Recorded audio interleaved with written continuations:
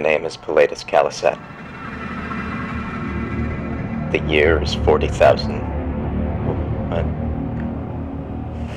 40,000 something. Hasn't mattered for decades. He remembers what year it is. He is the only one who needs to.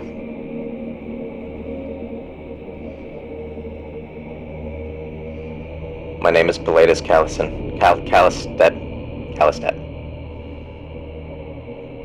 And I am recording Illa.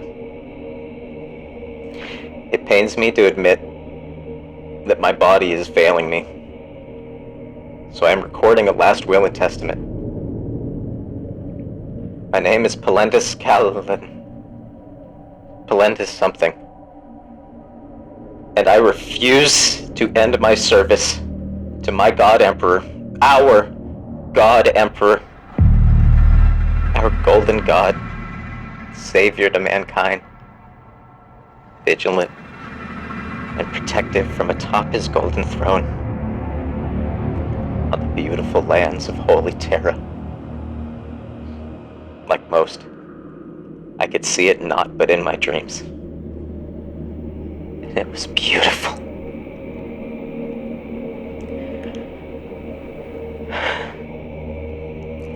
My name is Balan something. It doesn't matter. He remembers what my name is. He's the only one who needs to. And while my mortal vessel begins to expire, I submit my mind and soul to be used by him, a servitor, saved from the horror of death, granted life eternal, to serve him forevermore.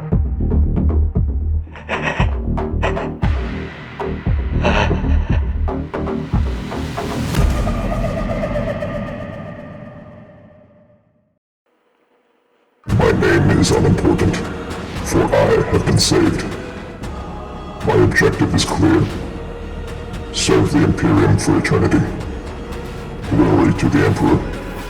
Glory to mankind. It blew up good, didn't it? But you didn't hit anyone. But it blew up good. It did blow up good. Next barrel, I killed many. You watch, smart kid.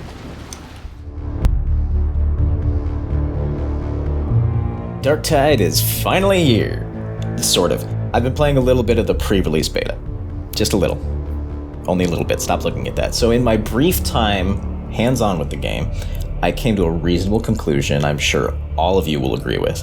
Darktide is one of the greatest horror games ever made. And that's it for today. Thank you so much for watching, guys. If you like this video, it's a huge help if you leave a comment letting us know what you thought, and we'll see you in the next one.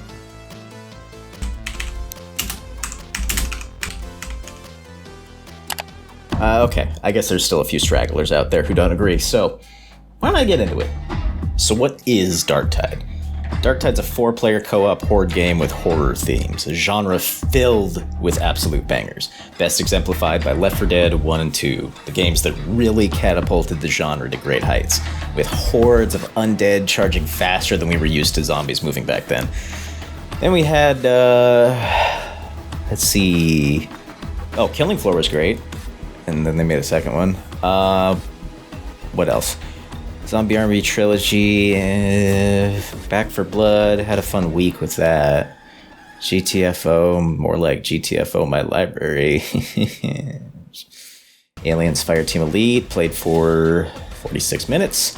What the hell is Strange Brigade, and when the hell did I play it for 5 hours? Oh, here we go, okay. Warhammer, The End Times, Vermintide. While Left 4 Dead executed on mowing down waves of enemies with a variety of guns and later sort of plugged melee weapons into the sequel, Vermintide went almost exclusively swords and boards. Shields, boards or shields. There were bows, a couple of firearms, but the focus was in crunchy, weighty, satisfying melee combat with a variety of weapons against waves upon waves of man-sized rats. Cut off heads, limbs, tails, bisect an enemy, tell them, smash them, set them on fire. And after fighting through a wave and standing in the viscera, you find yourself thinking, That felt good. man, and then the sequel comes out and it was even better. It had a higher variety of weapons, playstyles, and even enemies, because it wasn't just the man-sized rats. They had new allies in the sickly infested citizens of the land and the mutated raiders of the north. And they never added anything else, and all was right in the world.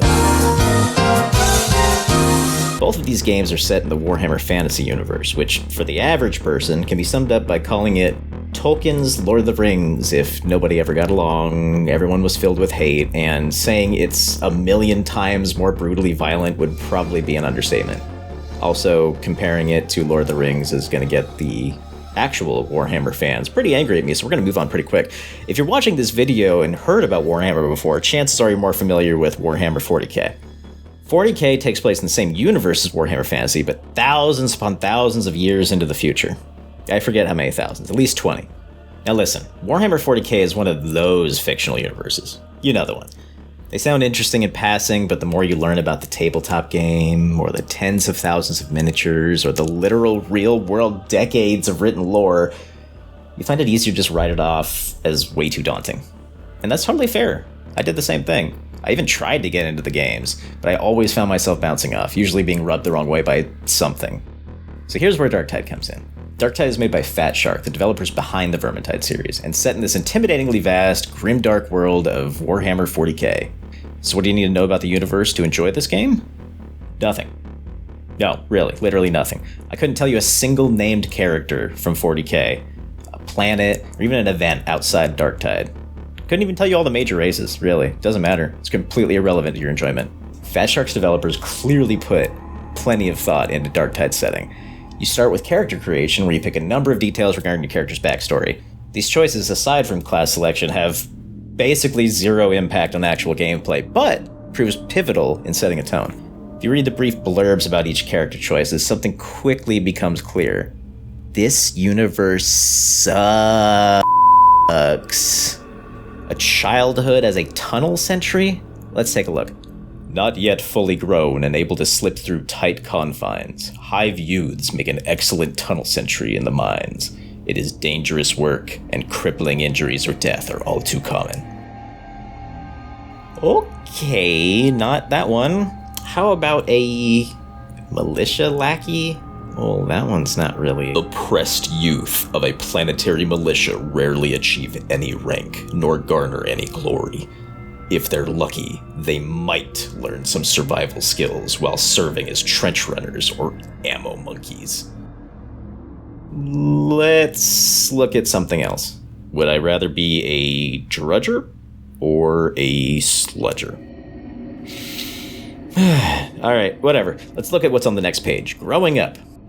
Witness to a crime to ensure none escape justice. The enforcers in the Mobian domain often round up and punish those who witness but fail to report a crime.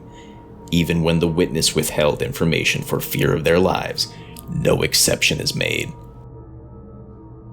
Man, fuck that. Okay, all of this is to show the possibilities are largely bleak, grim, and culty. But this is how to execute effective horror. There aren't pages of explanation to all of these choices, no glossary for people or places. Instead, we have descriptions just vague enough to let our mind wander to the potential horrors, like, what must have been in those tunnels from your childhood? Why is Cadia a homeworld option if it's just an asteroid belt? Why are many of the character creation options so damn ugly? How many hours have I been playing this game for? When was the last time I went outside? So it's then we reach the penultimate step of character creation, selecting crime for which you've been sentenced to prison. Dereliction of duty, insubordination, sedition, or does that say misplaced faith? That's a crime death sentence? Last up, you give your prisoner a name. Well, a first name. No spaces are allowed. You're guilty, you don't deserve a last name. The tutorial's a blast, I highly recommend playing through it at least once, but I'll get to the gist of your situation. You are a prisoner who is brought to a planet with a city so unimaginably expansive you can see it from orbit. I can't stress enough how big that implies this place is. In an early cutscene, we see this so-called hive city experience a sort of terrorist attack, where a train spews sickly green fumes all throughout its route, then crashes. They even take the time to show us a handful of unlucky workers on the track, making a final desperate attempt to avoid the inevitable. In a scant few seconds, we come to understand the gravity of the situation. This gas, or whatever was inside the train that was spewing it out, it turns people into deformed, emaciated creatures with mouths twisting into permanent snarls. I mean, if they have any lips left, of course. Your jailers are the ones tasked with defending the city and pushing this plague back by any means necessary. Unfortunately for them, they don't have very many means in the first place. Even more unfortunately for you, you're now an expendable tool. Sometimes not even a tool, you might just be the bait for some other plan. So you know the setup. You know what's at stake, and you know where you stand. All the way at the bottom of the bottom, right here under the inanimate carbon rod. As we move on to the gameplay, you might notice something very distinct about the general tone. This isn't a horror game as most people know it. You won't have slow, tense build-ups to scares, no sequences of a deadly chase that'll have you fleeing some horror until it gives up or you get away. Creatures won't quietly stalk the vents above or the crawl spaces below. No, instead, you'll hear their vicious battle howls the moment they spawn 3 rooms away. You'll even turn to face the charging horror with a well-stocked firearm or chainsaw or even what is essentially powerful magic. But despite all that, it won't help you. Not at first. It doesn't matter how ready you are, someone's getting grabbed or pounced eventually. And sure, that's not too bad. An ally kills the thing, you get up and push forward. You've played Left 4 Dead. You've done this before. But Darktide knows that. It knows you can handle more than 2 or 3 specialized enemy at once. So how about 7? Or 8? Oh, and this level's modifier is Endless Horde. Does someone hear a boss coming? Sooner or later, you all fall victim to the undertow of the tide and are greeted with, oh god. Is that us? Are we dead? We're dead. That's actually all of us canonically dead after the suicide mission. Now, failure in horror games all too often leads to feeling more frustration than fear.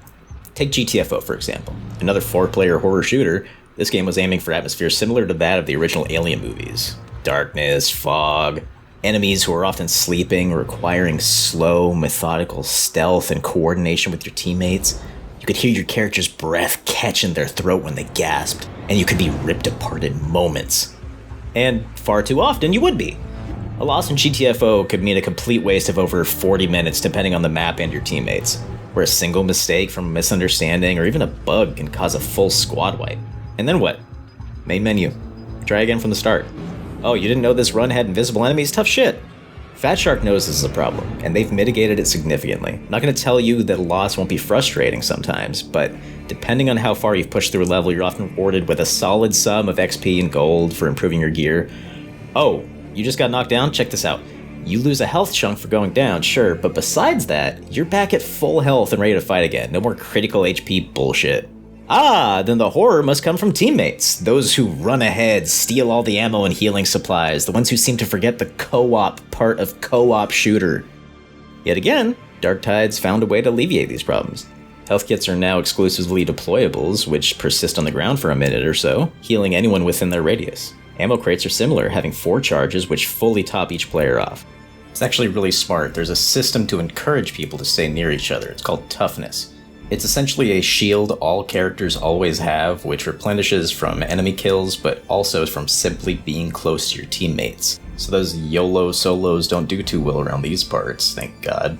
Okay, so there aren't direct scares. It doesn't build tension in the ways traditional horror games do. Not even the teammates can be called the horrors. Bet you're starting to think that I don't know what I'm talking about when I claim this is one of the greatest horror games ever. Well, I can see, I see why you're thinking that now that I say it out loud.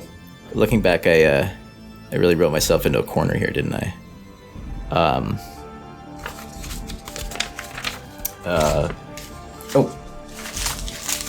What's this one?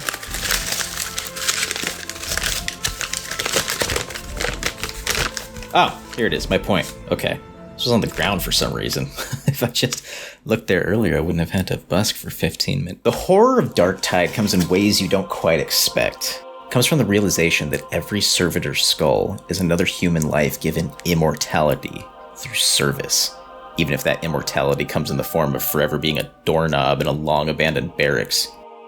The chill that runs up your spine when one of the infected, of which you've already killed thousands, can be heard weeping, begging for help, apologizing to you.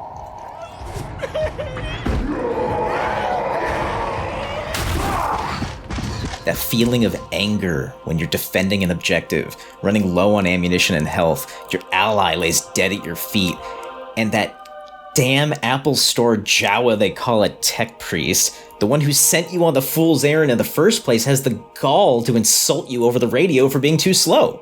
The horrors of Darktide aren't the kind you're used to. The quiet paranoia, the creeping dread of an approaching threat, an unknown noise clanging in the distance. Now, instead, it's an adrenaline-fueled paranoia. Screaming, running dread of your enemies, cognizant enough to wield weapons, communicate, and plan, but lacking the slightest shred of self-preservation or empathy for each other. And that unknown noise, not something clattering to break the silence, but instead the click of a pilot light as a flamethrower charges, or the blood-curdling scream of a horrible beast the size of the hallway you find yourself in as it quickly drags its putrid slug body to you, and you know there's no hiding in this sequence, there's no avoiding the inevitable. Either it dies or you do, and you will die. Maybe not on this run, but soon. And yet, I think you'll find yourself enjoying it, because Darktide does horror right. All right, we made it to the end, and I want you to know that I genuinely, greatly appreciate you. I co-own this channel with Logan, though I hesitate to call this my channel in any capacity. Logan's done so much more on it than I ever have, and I really appreciate him holding the door for me, so to speak. He's even done the editing for this video, so, thanks, man. Really, for everything. So, listen, I genuinely want to know what you all thought of this. What did you like? What didn't you like? Would you watch more videos like this? Did I have enough of a point? Did I meander around too much? Do you have any questions for me? I welcome you to like and subscribe as well, but I'm honestly way more interested in comments for feedback. Thanks again for seeing this through all the way to the end. Have a good one.